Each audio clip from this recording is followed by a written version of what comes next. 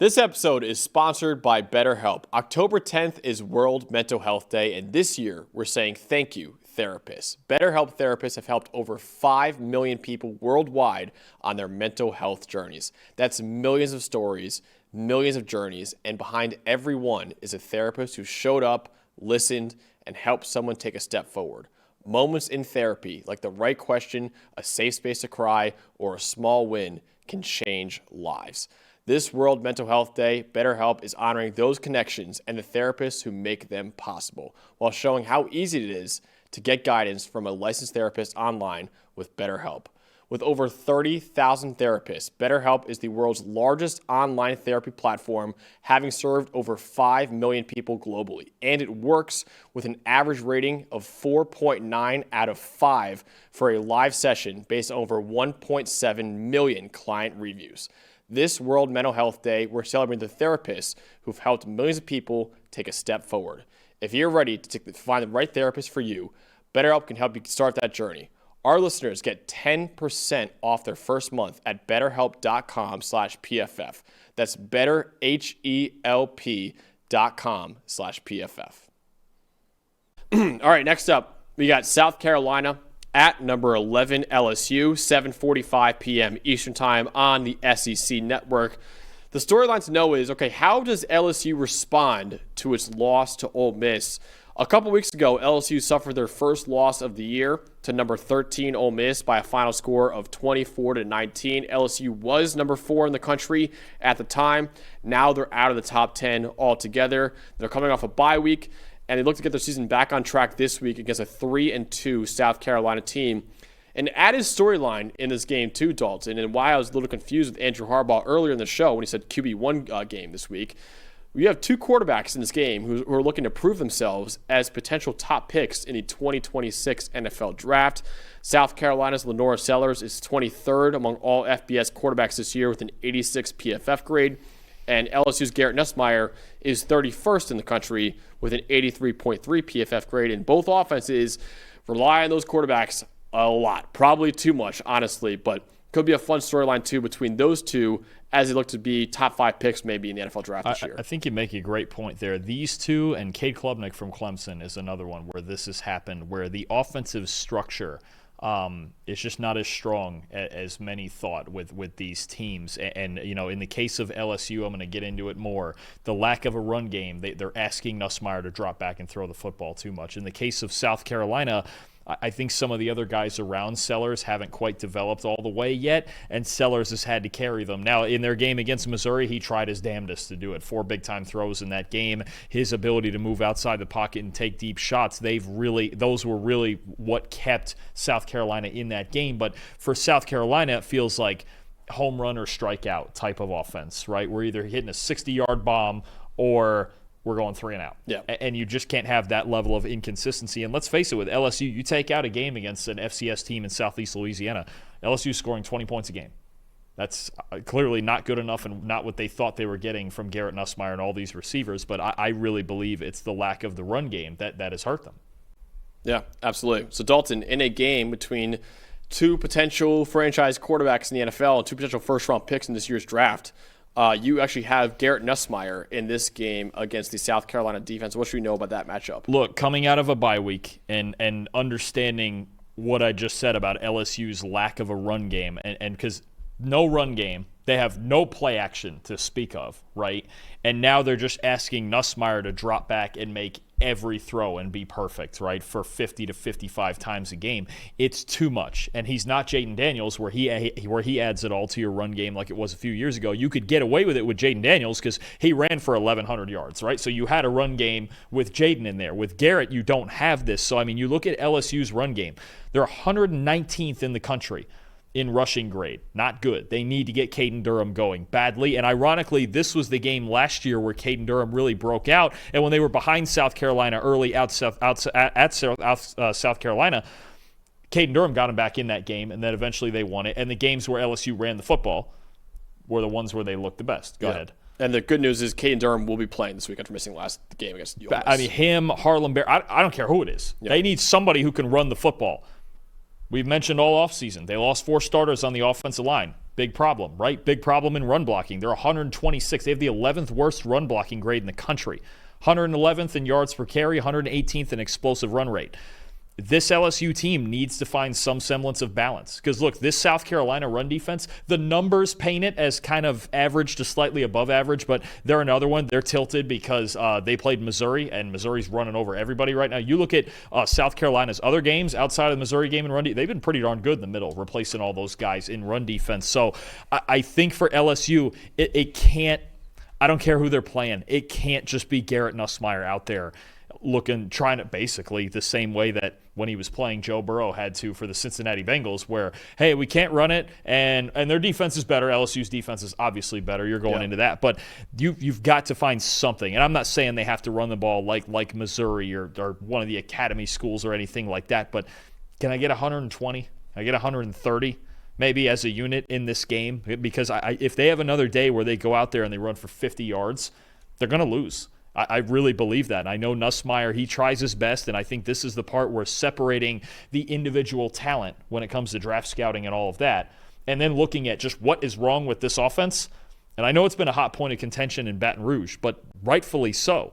They had no answers. Even when they were ahead on Ole Miss in the previous game, they didn't run the ball. They just couldn't do it. So they have to find a way to have some balance. You can't ask Nussmeier to do everything. He is extremely good, possibly a first-round pick.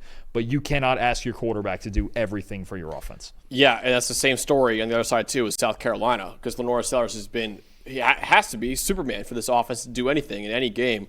I'm looking at him against Harold Perkins Jr., kind of an individual matchup. Usually you do a team-wide matchup. I'm looking at an individual matchup in this game because South Carolina's offense, like I mentioned before, has been extremely reliant on Lenora Sellers this year with how bad the supporting cast has been. Right now, South Carolina overall offensive grade, 68.6. That's 88th in the country. Passing grade, 27th in the country. So pretty good because of Lenora Sellers. Rushing grade, 110th in the country. Receiving grade, 78th in the country. Pass blocking grade, 54th in the country. Run blocking grade, 120th in the country.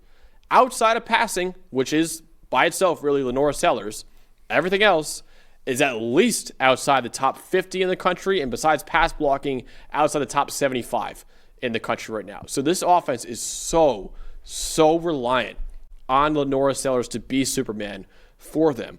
But considering LSU is 14th in the nation with a 90.6 coverage grade this year, and they have some absolute superstars in their secondary, namely Mansour Delane, who is one of the favorites right now for the Jim Thorpe Award as the best defensive back in the country.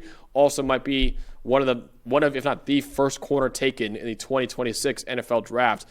With those guys back there at LSU in that secondary, it seems unlikely that the Gamecocks receivers will be able to separate a little much in this game. So Sellers might be forced, to utilize his elite mobility more. Over the last 2 years, he has 60 broken tackles on the ground. That's the most among Power 4 quarterbacks. But LSU has done a good job of limiting quarterbacks on the ground this year. They've only allowed an average of 37 rushing yards per game from opposing quarterbacks, and only one quarterback, Trinidad Chambliss, has rushed for over 50 yards on them. And they've played guys like Cade Klubnik and DJ Lagway who can get out and run too. That's mainly thanks to redshirt junior linebacker Harold Perkins Jr., who's LSU's main spy on quarterbacks this year. He's an elite athlete at linebacker. 82.8 run defense grade this year, is 18th among Power 4 linebackers too. He will be used as a spy on Lenora Sellers in this game. And if LSU secondary locks up those receivers like I think they will in this game, Sellers might have to run a lot more in this game too. So Perkins chasing down Lenora Sellers could be a huge matchup. Curious to see how Blake Baker tries to speed up Lenora Sellers, because the longer he holds the ball, the more dangerous he is. You mentioned it, he can break tackles, and I've said it before, when he gets outside of those hash marks, look out. I mean, whether it's with his arm or with his legs, he can beat you either way. So I think you mentioned it. The summary of South Carolina's offense is Lenora Sellers, putting the whole team on his back. The offensive line is not great. The receivers have potential, but they're not great separators. The backs, I don't think, have been as good as they want them to be, in part because the offensive line has struggled. But I think it is a big thing to note that Harold Perkins with the spy roll, like you mentioned, maybe one of the few athletes on the field in space you could maybe trust to tackle Lenora Sellers. And then Mansour Delane's been great, and the safety transfer from Houston, A.J. Halsey, has also been spectacular. So I think a big element in this game, too. Lenora Sellers, as we know, one of the most dangerous deep passers in the country.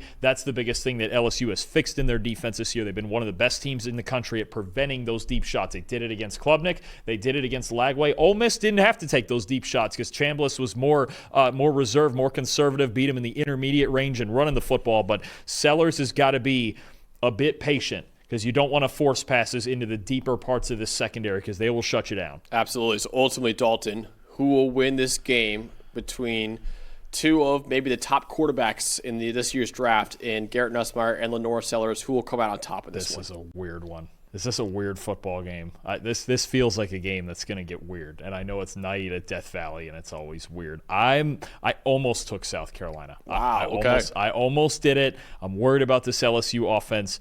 Night game, Death Valley, I do love their secondary. It's the best part of their team to me right now, but they do need to find some sort of balance and find a way to run the football, at least at a decent rate in this game, to take some pressure off Nussmeier. If this is just Garrett Nussmeier dropping back 60 times, I absolutely think South Carolina can win this game. Because actually between the two, if one of the two had to do that, I would actually take Sellers in this scenario, because at least he could take off and scramble for 120 yards or whatever that may be. So I've got LSU 24-20. I don't think this is going to be some big barn burner shootout. I think there's going to be a lot of great defensive plays made in this game. Two very, very good secondaries. I don't want to sell Jalen Kilgore and those guys in the Gamecocks secondary short. I